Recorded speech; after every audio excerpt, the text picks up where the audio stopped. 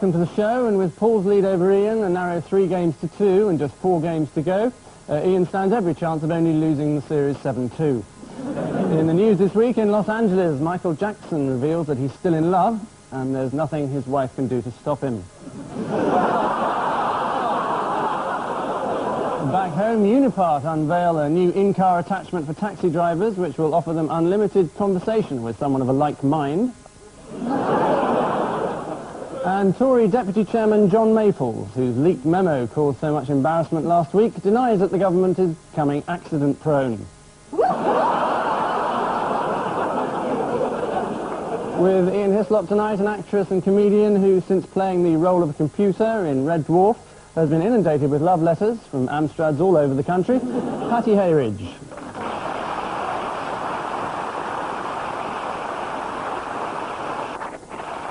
And on Paul Merton's team, a woman who gave up a career in films to become a Labour MP, bidding the world of fantasy and make-believe a fond hello, Glenda Jackson.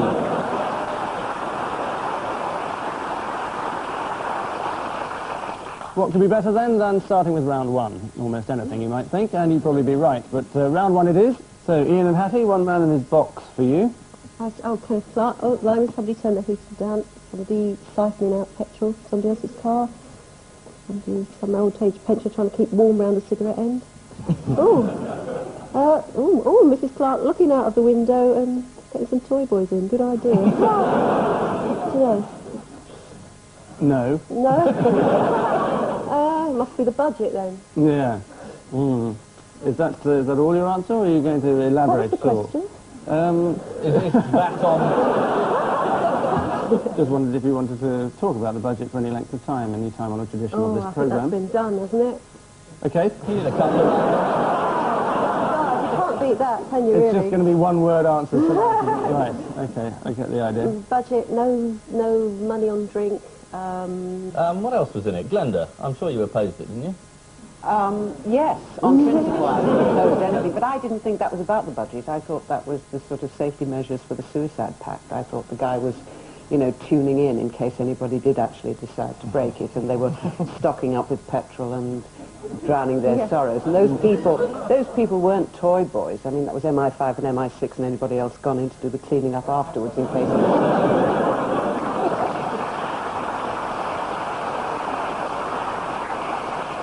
Are you taking pleasure in the idea of the whole cabinet dead? If it's the present one, yes. Just checking. Not pulling your punches. Mind you, it's hard to tell that they're not at the moment. What do you think about VAT, though, on fuel? Do you think that's a great idea? Or do you think... He's auditioning for Paxman, isn't he? I don't think I'm going to get it. Is he going to be as patronising about the answers as Paxman? Oh, come on. Come on. Hurry up. Sorry, is he a friend? Paxman, look, Incredible. Is he a friend? No, he's fine. It's just that Ian every week has been doing impressions. We've been going a minute. He's now doing Jeremy Paxman. We've had Barbara Cartland. Barbara Cartland, It actually. was an excellent Barbara Cartland. We get a lot of letters for that. Jimmy Somerville, of course. That was a popular... I'm going to do Boney M later. Yes, Your private life is What's the bloke in the middle going to do? Make the coffee? Paul and Glenda, what's all this fuss about? Well, that's obviously the National Lottery. That's a boy. The little boy. This is the money that's coming from the National Lottery is going to partly fund a kind of thing for the millennium, the end of the century. They're going to have a big sort of do, and they're going to build a big Ferris wheel on the bank of the Thames, aren't they, in London? And what was the little boy doing there? Well, that was like the Festival of Britain, that was the last time they had a big sort of jamboree, 1952, I think it was. 51. Or it could be the government's arts policy, couldn't it? Whereby we permanently have films that are based in the past, the sort of endless nostalgia. And It's unlike the old days, isn't it, when you appeared in all those modern things like Elizabeth R.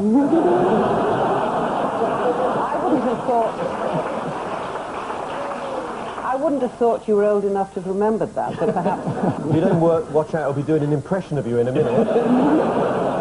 He's got the hairline for it. The Millennium Fund is what it's called, consisting, as it will, of £1.7 billion in lottery profits. One executive suggested the money would be better spent helping people who sleep in doorways. The Heritage Minister said it was an excellent idea and they'd be making 1,000 new doorways available by the year 2000. Ian and Hattie, a question of some sport for you. Well, it's one of those old films Glenda doesn't like. That Paul Merton, isn't it? Yeah, it's that Paul. There was a story about a man called Paul Merton taking a huge amount of cocaine and appearing drugged in public, which understandably a lot of people thought was TV's own Paul Merton. That drugged appearance, doesn't he, sometimes? Do you think so? There was a thing going around that it was me for a while. There was a rumour going around. My wife got phoned up last week at the middle of the night, and she said... I'm sorry. I am so sorry. No, don't apologise. It wasn't a problem.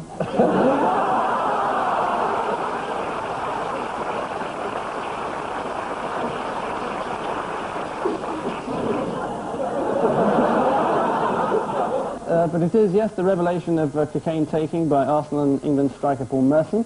Playing against Leeds in August this year, Merson broke his nose, a horrific injury that could so easily have rescued his career. Merson admitted that the second time he took cocaine was on a match day in Liverpool. He confessed, "This time I knew the score." Obviously he had a drink with Bruce Grobbelaar. Yeah.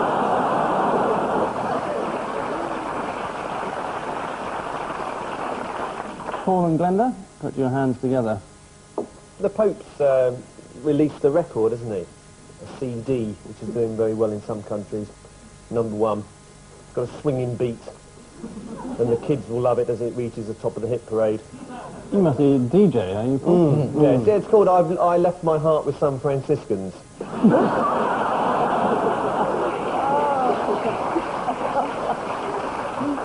Just following on from Pope Pius XVII, who in several years ago released the Ray from the Grave based on the resurrection of Jesus, called Wake Me Up Before You Go Go. Do you not do impersonations of the Pope? No, I don't. That's one I can't do. Oh, right. No! We've reached an end to your multifaceted talent? Surely not. Go on, give us a little bit. Kiss the tarmac. Ego Pontifex. There, see?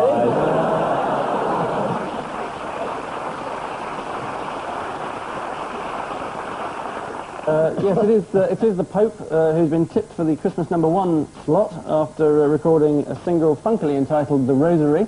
Those close to the Pope insist that pop success hasn't changed his lifestyle, although when he's on tour now he does demand a crate of communion wine and 3 nuns in his dressing room. Which papal bull brings us to the end of this unholy row, and the good news is that both teams have ascended to an immaculate 4.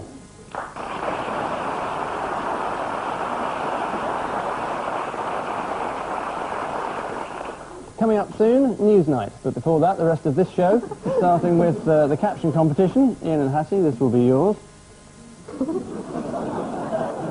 And Paul and Glenda will be getting this one.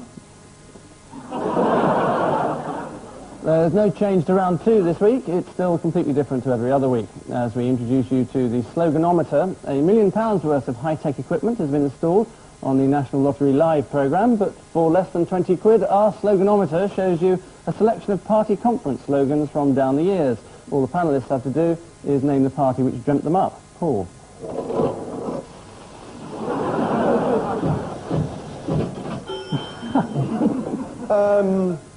Conservatives. When? 1987. Well, you got the party right, but you got the year wrong. Any idea? 1897. Good year. Good year for England. Why? I think we ruled the world that year, didn't we? Glenda, you should know this one. Why should I know this one? Yeah. Well, because it's the current slogan of the Conservative. Shows how much attention I pay to them. Yeah, quite. Britain growing stronger. Watch out for next year's pigs flying higher. Glenda, here's yours. Don't let the world turn grey. These are all British party's They are all British slogan, so parties. it's not the Rainbow Coalition. No, good guess though, because we could well have gone for that. Please don't patronise me. No.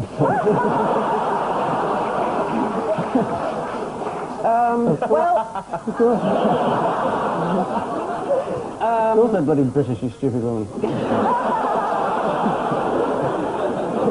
Is that better? thank you for that subtle hint. Right. I think it's probably the Greens. Which year? Oh, it was... Please, let me try and do it on my own. Don't you humiliate me any more than I've already... I think that, yes, probably 80... no, sorry. Yes, 80. 87. Pretty near. 89 in the Green Party. that Very was good. very With close. don't let your... That was very good. No, fair. It was very good, yeah. Oh, yeah. Oh, thank you. You get your points. Hattie? Pacing up to the future. I'm waiting for the money to come out the bottom here. Liberals. Yeah, Liberals then. Any idea of the year? Oh, my God. 93. Pretty close. 92, in fact, is the right answer. Liberal Democrats facing up to the future. It's a future with no conceivable prospect of any power. Ian, here's yours. Facing up to the future. Deja vu party. That was the Liberal Democrats, completely different party. The same year. The year later, in fact, in The year 93. later. Yes. They're still facing up. Yes, and still no future. Very good. Paul?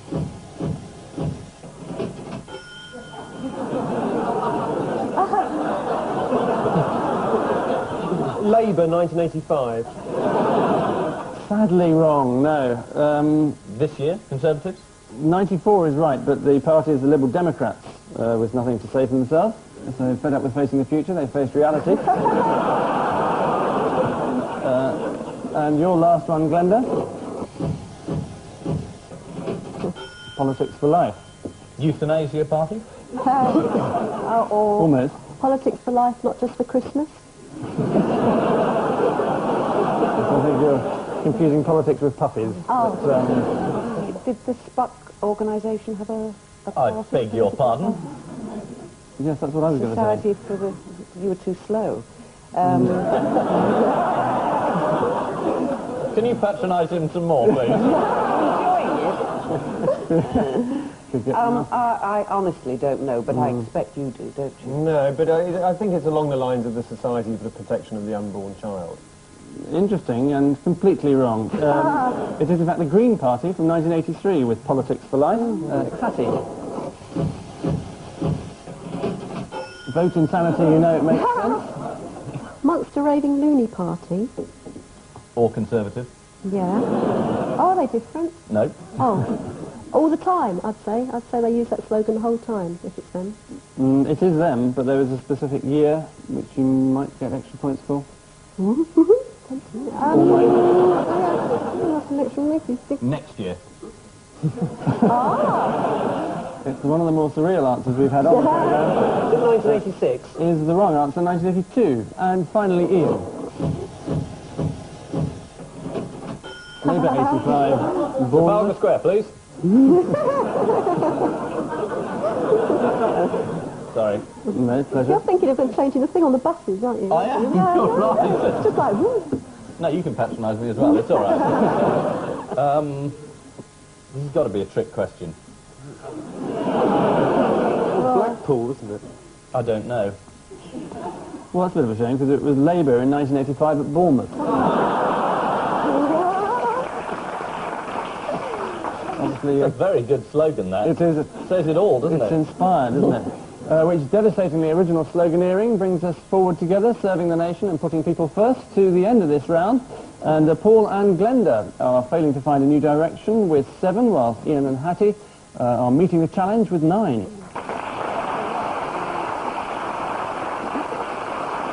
Round 3 now, and for those of you watching without a television, congratulations for defying the laws of science. As always, it's our odd one out round, 4 top decision makers. Which one's the England cricket selector?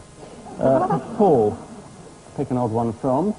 Dave Allen, Postman Pat, Anne Boleyn, and Ali Obaid Abd Ali of Baquba, Iraq.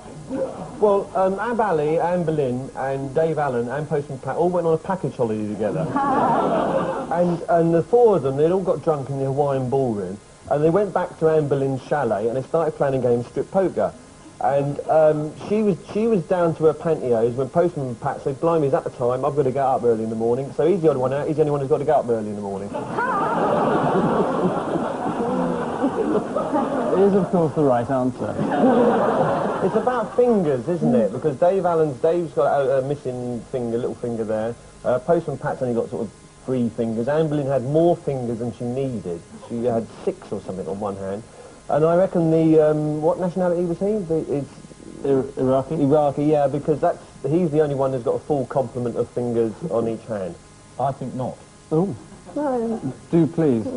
Chip in. Hasn't he had his hand cut off, so he hasn't got many fingers at all, really?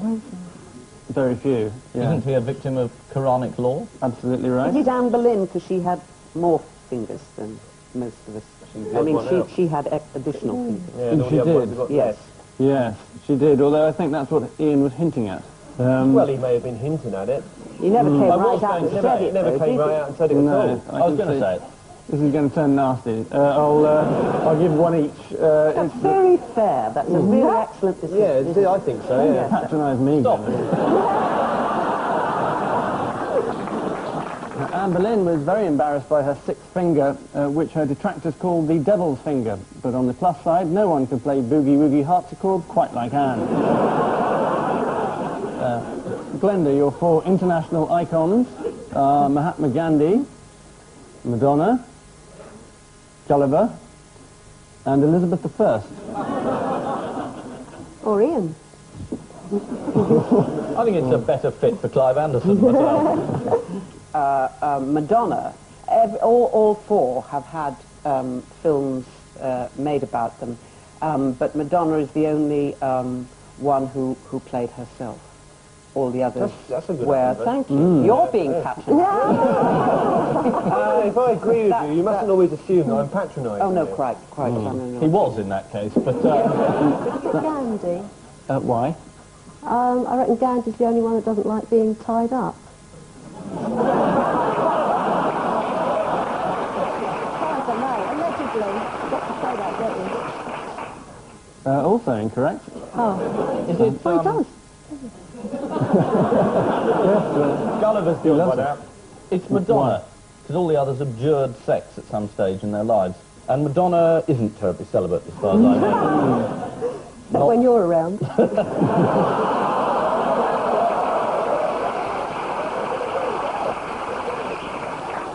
No, were you going to come up with yet another answer, Paul? Yes, but who really cares anymore? Gulliver's the odd one out. Why? Because he was a character of fiction, and he grew. He didn't. Oh, I don't know. Who cares? None of them. They've all eaten fish and chips in the last 20 minutes. Is he the only one who put out a fire by urinating on it? He does that in the book. I'll give. Gandhi did that. Madonna, I reckon she's done that. As everyone. You're getting dangerously close. It's drinking urine or something, isn't it? Something to do with urine. Oh, I don't know. They've all done something odd with urine. Oh, So the odd one out's Madonna, if she hasn't. This is a bloody A-level, this. And your homework in after 3 months. Gulliver's the odd one out, because he's the only one who's pissed on a building to put it out. Is the right answer.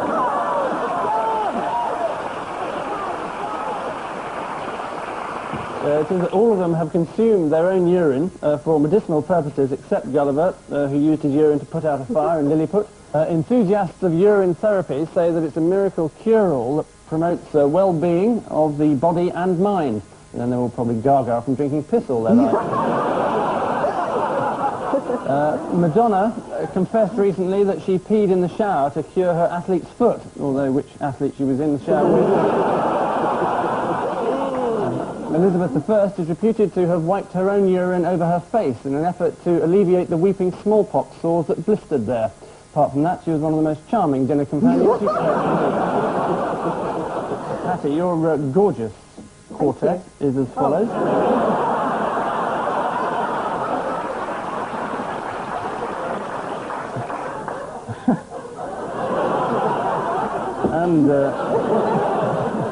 and your gorgeous quartet is Michael Portillo, Queen Sophia of Spain, the Duke of Edinburgh, and the Elgin Marbles. Oh, no. It's to do with marbles. These three of them have lost their marbles, haven't they? One of them's got them in his mouth. Greek. They're a Greek. Duke of Edinburgh's Greek. He's here. Elgin Marble's Greek. He's here. Queen Sophia could be here. Could be Greek. Michael Portillo's Spanish and here, unfortunately. And eats kebabs, probably.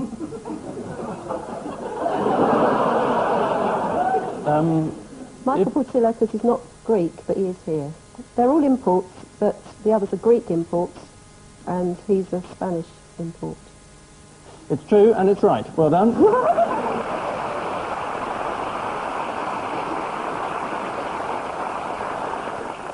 Michael Portillo is tonight throwing a party celebrating his 10 years in politics, which is costing £20,000.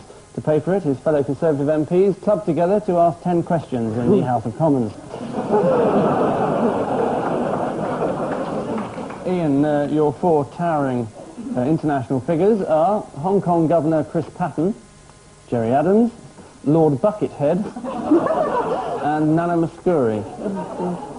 Chris Patten is singing one of Nana Mouskouri's hits, I think. No, they've all been... they've all stood for election in local by-elections. Chris Patten stood for years. Gerry Adams stood in a by-election in Britain but didn't take his seat. Lord Buckethead, I believe he used to stand against John Major. He did. In his constituency. And Nana Mouskouri is the candidate for Neath this year. I've no idea. No, you haven't. Absolutely no idea.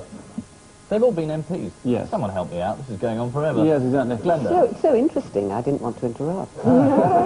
Any minute now, Teddy Taylor's coming on to help me out. Well, in that case, I'll tell you the answer. It is that they were all rejected by the voters at the last election, except for Nana Mouskouri, who is now a Greek Euro MP. Nana Mouskouri's election marks a growing trend for European voters to elect famous people to the European Parliament, which is extremely bad news for Belgium. All of which electoral malpractice means that the tally so far shows that, well, Paul and Glenda are resigning the whip with 10, whilst Ian and Hattie are surging through the lobbies with 13.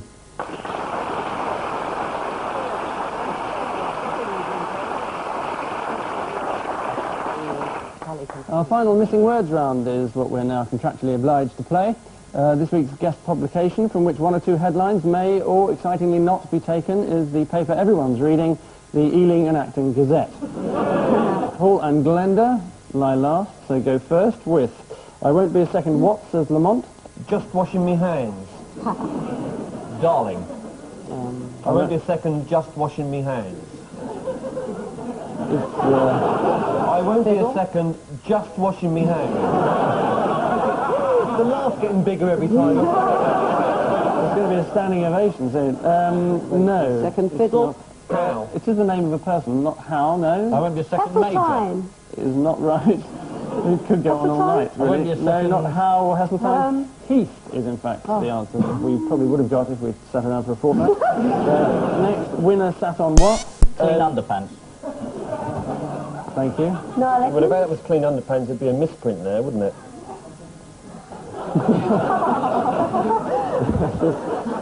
You can time these laughs on a calendar, can't you? By public demand.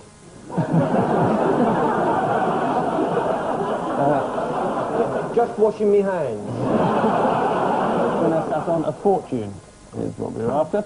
Next, Queen loses face on what? 2:30 at Chepstow. Pound, Oh, £5 coin. notes. Funny mirror. Notes is very good.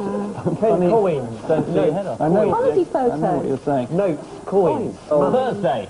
I'll wait for Paul to say notes a fifth time before Notes. Notes is the right answer, thank you. Next, Just washing me hands. very good, terribly funny.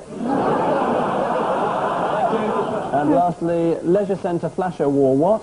Me to a frazzle.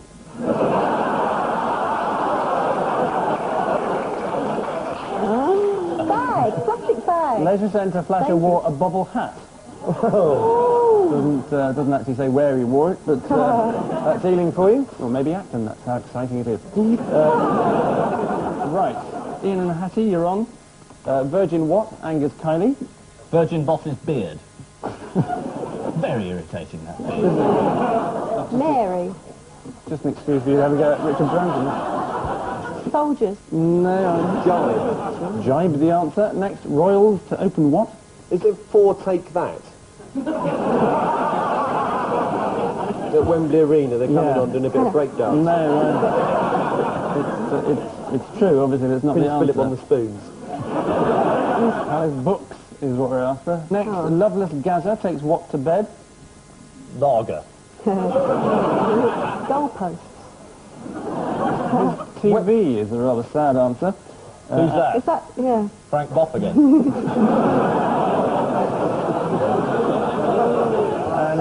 And finally, Turkey's vote for what? John Major. Christmas. Not Christmas either. No, a Pyrrhic victory is the answer we almost certainly weren't going to get, which seasonal ill will brings us gobbling to the end of the round and indeed contest, and the result is that this week's damsels in distress are Ian and Hattie with 13, and this week's Prince Charmings are Paul and Glenda with 14.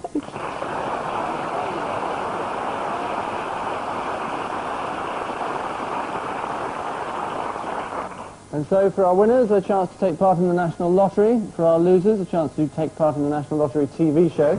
But before the end is near, we face the final curtain that is our caption competition. Ian and Hattie, this is yours, I think. You're in the wrong field, Mr. Herriot.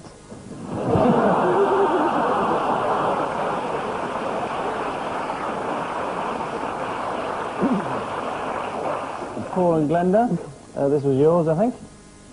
Cancel the minicab, I'll make my own way up.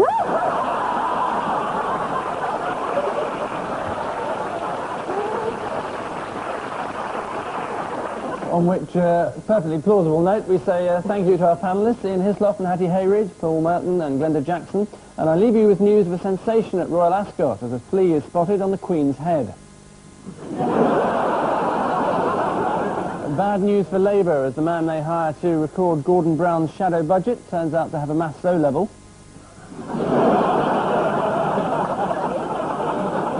And a new toe attachment has been designed for the shoes of any woman who meets David Mellor.